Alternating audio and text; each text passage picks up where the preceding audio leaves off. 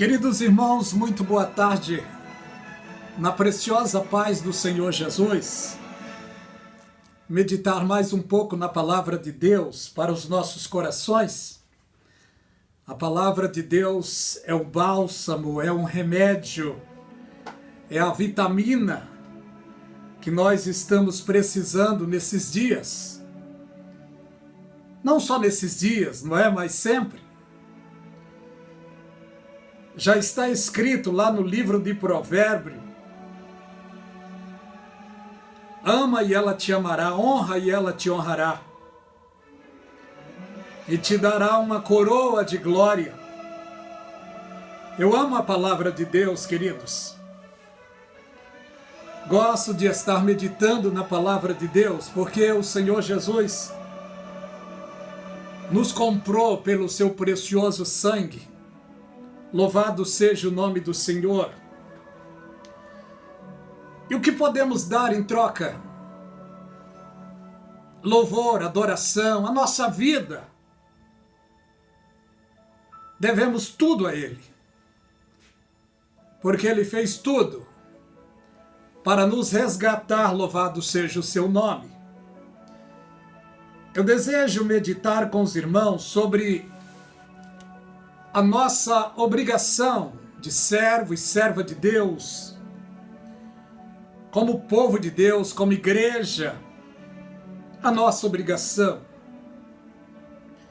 É claro que temos de ter um coração grato por tudo que Deus nos fez, louvado o nome do Senhor Jesus Cristo. Estávamos perdidos no mundo de trevas, no egoísmo, no egocentrismo. E um determinado dia, fomos fisgados pela sua palavra, pelo seu poder. E a Bíblia diz que aquele que começou em vós a boa obra vai aperfeiçoar até aquele grande dia. Louvado o nome do Senhor. Queridos irmãos, eu desejo meditar com vocês no livro de Timóteo, capítulo 1, capítulo 2, Timóteo. São recomendações do pastor, do apóstolo Paulo, o apóstolo qual o Senhor Jesus Cristo delegou a ele as revelações preciosas para a igreja. O apóstolo Paulo tem ensinos para tudo. Ensino para casais, para jovens, para idosos. Todo o ensino da igreja, Jesus delegou praticamente ao apóstolo Paulo. Não menosprezando os outros, claro. Mas o apóstolo Paulo foi o que mais trouxe ensinos para a igreja gentílica. Louvado seja o nome do Senhor.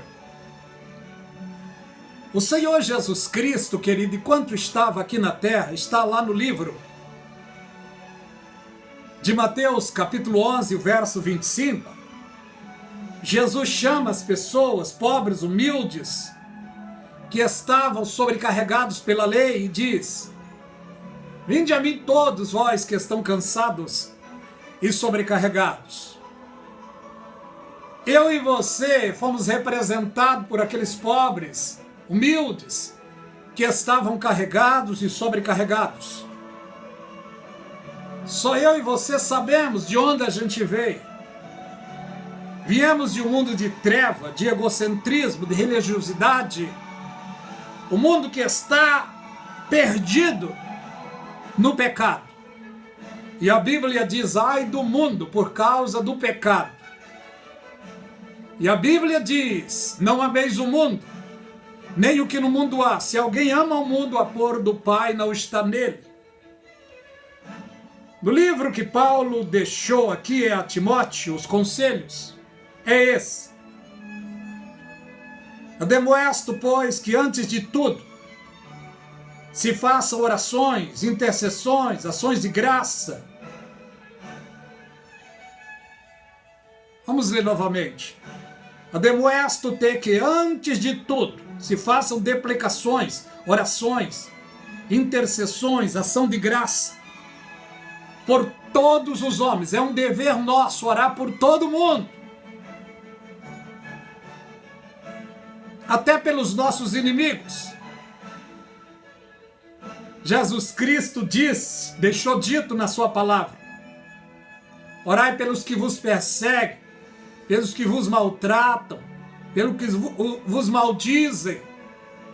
E ele ainda disse: bem-aventurados sois vós, quando vos injuriarem e perseguindo, disserem todo mal contra vós por minha causa.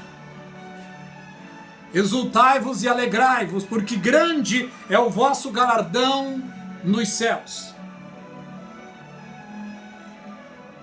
Esse contingente que é para observar essa palavra, a maioria de nós já fica triste quando o irmão olha de lado meio feio para nós. Uma grande maioria de nós já fica triste porque leva 15, 20 dias para termos uma oportunidade na igreja. Poxa, eu vim para cantar e não recebi a oportunidade. Alguns já dizem: não volto mais aqui. Por coisas pequenas, a gente fica injuriado, triste, depressivo, parece. Que Deus tenha misericórdia de nós. E ainda alguns estão pregando e dizendo, ensinando, que esses vão passar pela grande tribulação. Tribulações pequenas, desse tamanho. Nos causa tropeço. Quanto mais as que há de vir por aí. A grande tribulação não é para os fiéis de Deus, não. A grande tribulação é para Israel e para a igreja de Laodiceia, que não observou os ensinos, os conselhos de Jesus. Mas isso é outra mensagem. Olha o que o apóstolo Paulo disse em Timóteo 2. Ademoesto que antes de tudo se façam deprecação, oração, intercessão e ação de graça por todos os homens, pelos reis e pelos que estão em eminência, para que tenhamos uma vida quieta, sossegada, com toda piedade e honestidade. Que é bom, isto é bom, ele diz, e agradável diante de Deus. Nós, brasileiros, ao longo dos anos, sempre votamos querendo algo melhor para a nossa nação. Mas há muitos anos, a gente tentava acertar no nosso voto, mas não conseguíamos acertar. E não precisa nem dizer, todos vocês sabem o que aconteceu ao longo dos anos na nossa nação. Não é novidade. Mas está escrito na palavra de Deus, lá no livro 2 de Crônicas, capítulo 7, o versículo 13 a seguir. Se o meu povo, que se chama pelo meu nome, se humilhar e orar, e buscar a minha face, e se converter dos seus maus caminhos, eu os ouvirei dos céus e perdoarei os seus pecados e sararei a sua terra. Era um desejo de milhões de cristãos brasileiros que o Brasil fosse sarado. Graças a Deus, Deus ouviu o clamor dos milhões de brasileiros de boa fé, colocando um homem lá, temente a Deus, um cristão, que é a favor da família, a favor das pessoas, querendo o melhor para a nossa nação, contra o aborto, contra o homossexualismo. Deus colocou um homem na gerência desta nação, cumprindo assim o desejo, a oração, o clamor dos cristãos desta terra. Mas a maioria de nós não agradecemos ainda por aquilo que Deus tem feito na nossa nação. Leva-se tempo para as coisas se equilibrar, porque ele já pegou uma nação desestruturada, com uma gangue muito forte, que roubaram os cofres públicos da nação brasileira. A Bíblia diz: bem-aventurado é a nação cujo Deus é o Senhor. As coisas vão se equilibrar para nós no Brasil, mas vai levar um tempinho ainda. Mas Deus colocou a pessoa certa no lugar certo. Devemos nós, queridos irmãos, irmãs, povo de Deus, em todo o Brasil, orar, interceder em favor das autoridades constituídas. Isto é bíblico. Paulo disse: orai pelos reis e pelos que estão em eminência, pelo que entendo, orai pelas presidências e pelos parlamentos, para que nós, como povo, tenhamos uma vida quieta e sossegada, com toda piedade e honestidade, porque isto é bom e agradável diante do Senhor. Louvado seja o nome do Senhor Jesus Cristo. Porque há um só Deus, um só mediador entre Deus e o homem. Infelizmente estamos ainda em uma nação pagã, mas graças a Deus, o número 1 que está sentado na cadeira presidencial, ele não é perfeito, mas é um servo de Deus. Ele confessou ao Senhor Jesus Cristo diante de uma plateia. E a Bíblia é clara: aqueles que me confessar diante dos homens, eu confessarei diante de meu Pai e diante dos seus anjos. Não esqueça de apresentar o nosso presidente na sua oração. Porque olha o que acontece, o que aconteceu com outras nações. Há bem pouco tempo, eu e você assistimos nas mídias Hugo Chávez chegando na imprensa e dizendo: eu amaldiçoo Israel, do fundo das minhas vísceras eu amaldiçoo Israel. E todo aquele contingente que estava atrás dele, conclamando e batendo palma, concordando com aquilo que ele estava falando. E a Bíblia diz: Deus não se deixa escarnecer, aquilo que o homem semear, o homem ceifará. No fundo das suas vísceras nasceu um câncer. E o mundo assistiu ele ficando enfermo, se inchando, e o mundo assistiu a sua morte, porque falou contra o povo de Deus. A Bíblia diz, Deus dizendo a Abraão: aquele que te abençoar, eu abençoarei, aquele que te amaldiçoar, eu amaldiçoarei. Então nós somos convidados pela palavra de Deus a termos temor e a termos juízo. Tem até um provérbio popular que diz: quem manda, quem pode manda, quem tem juízo obedece. Mas na palavra de Deus, a obediência é o princípio da sabedoria. Graças a Deus nascemos em um país laico, onde temos liberdade de ir e vir, liberdade de expressão, liberdade religiosa. Graças a Deus por isso. Mas olha, países como a Turquia, Cazaquistão, Uzbequistão, Malásia, Índia, China, Venezuela. Está lá a bancarrota, Venezuela, porque um homem falou bobagem contra Israel. Rússia, Coreia do Norte, São países subjugados pelas leis, pelo pecado.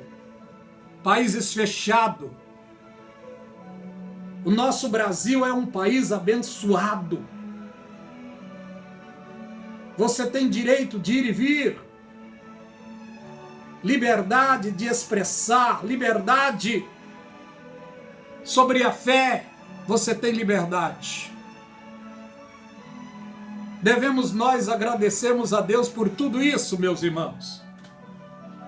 Louvado seja o nome do Senhor. Nós estamos diante do Senhor nosso Deus.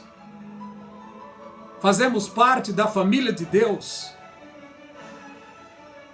que é a Igreja de Cristo. E a Igreja de Jesus Cristo está em toda a terra. Vamos orar pelos nossos queridos irmãos em todo o mundo. E quando você se lembrar da janela 10.40, ore mais, busque mais. Porque os irmãos lá não têm a mesma liberdade que temos aqui, de termos a Bíblia em nossas mãos, de professar a fé livremente. Vamos orar pelos queridos irmãos que estão dentro da janela 10.40, onde para eles parece que a tribulação já chegou. Só parece, mas ainda não chegou.